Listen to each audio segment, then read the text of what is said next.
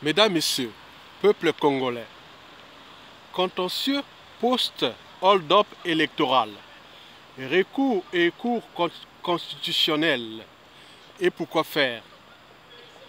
Mesdames, Messieurs, nous sommes en présence de la gestion des crises post-électoraux dans la zone francophone, qui regroupe d'ailleurs plus de 9 hold-up électoraux sur 10, comparé à l'Afrique anglophone, qui n'en regroupe que moins de 10% des hold-up électoraux par rapport à l'Afrique anglophone.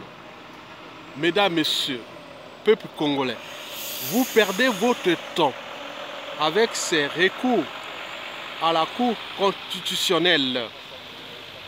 Eh bien oui, vous allez vous fatiguer avec ces cours constitutionnels. Et pourquoi?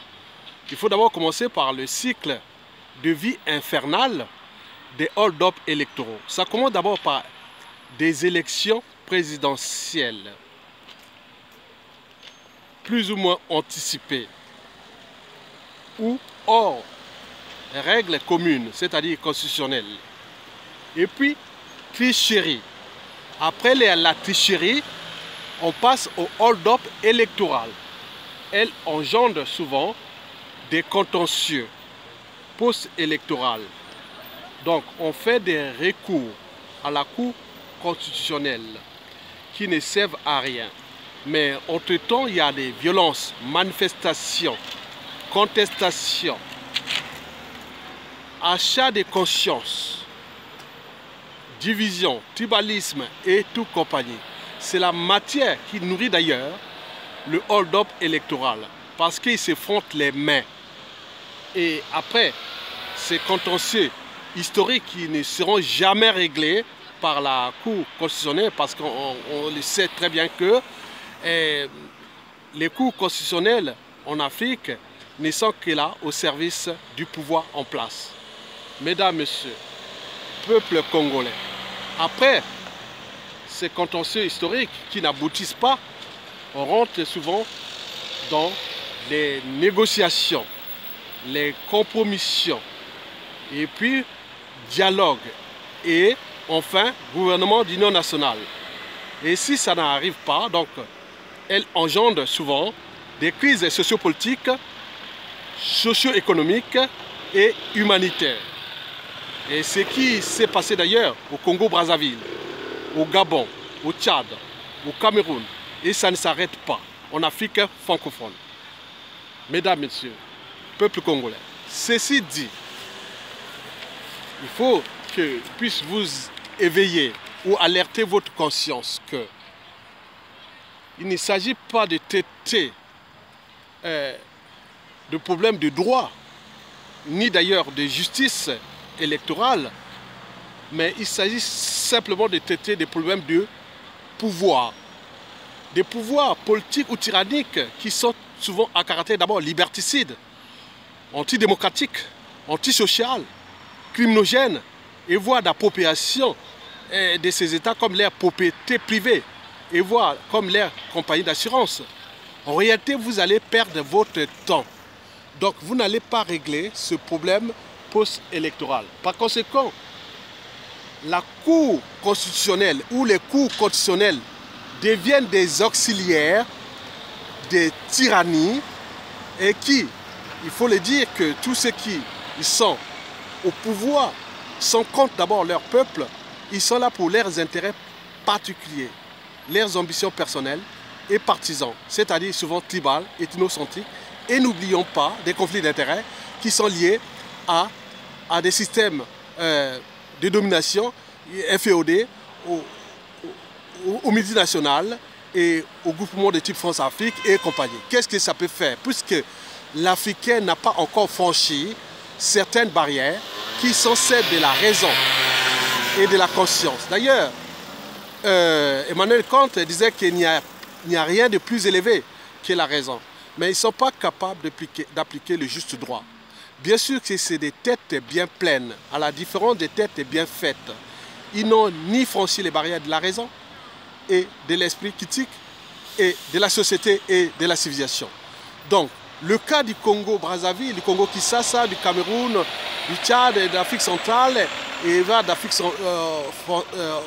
francophone est un cas d'école de cet état d'esprit de déni de l'histoire des peuples et de civilisation. En réalité, vous allez perdre votre temps. Donc, en attendant, le chien aboie, la caravane passe et les membres de la Cour constitutionnelle, ils sont là pour appliquer les ordres qui leur ont été donnés au haut sommet de la pyramide liberticide, antidémocratique, antisociale, criminogène et voire d'appropriation de votre pays. Donc, le temps n'est plus de s'indigner, le temps est d'agir, déjà de s'affranchir de cette classe politique et de prendre vos responsabilités. Les armées devaient être le dernier rempart pour ces peuples, mais les cours constitutionnels comme les armées sont au service des tyrannies. Et ce qui fait d'ailleurs que toute cette Afrique francophone est en déclassement, elle est en décivilisation et en déshumanisme. Et la faute à qui?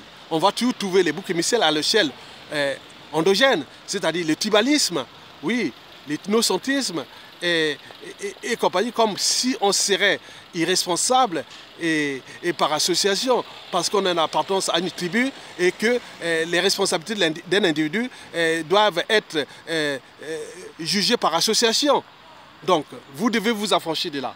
Bon, en réalité, si l'Afrique pouvait avancer, il s'agirait d'abord d'externaliser ces cours constitutionnels pendant les élections. Par exemple, donner votre cours constitutionnel géré par des pays civilisés, par exemple les pays scandinaves.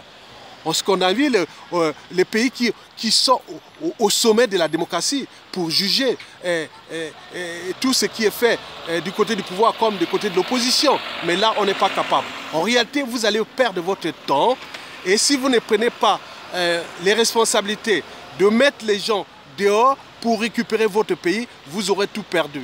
Et d'ailleurs, je vous l'avais dit, que le dictateur n'organise pas une élection présidentielle pour la perdre. Il a des plans A, B, C, D et autres. Le droit n'est que là pour la comédie, mais le droit est là pour le pouvoir, il n'est pas là pour la justice. Et deuxièmement, je vous l'avais dit qu'on n'organise pas une élection présidentielle dans un pays occupé. Récupérez d'abord votre pays par l'insurrection populaire ou la désobéissance civile ou tout ce qui est des leviers de l'expression du peuple. Bien sûr que quand un peuple ne cesse d'obéir aveuglement à ses pouvoirs souvent injustes, il est sûr que ces peuples sont mûrs pour l'esclavage et les déclassements, la faute à qui? Et enfin, je vous l'ai toujours dit qu'un dictateur n'a pas de concurrent à sa taille tant que le peuple ne relève pas le défi. Le défi ici est d'abord de récupérer votre pays et de mettre ces gardes hors de nuit et de repenser des transitions citoyennes où vous pouvez tout repenser, l'État, la société ensemble. Il y a des esprits libres, il manque les cadres populaires, citoyens, juridiques et autres pour remettre votre pays dans le droit chemin. Donc c'est ça la solution que je vous donne. Mesdames, Messieurs, peuple congolais, je vous remercie et à bientôt.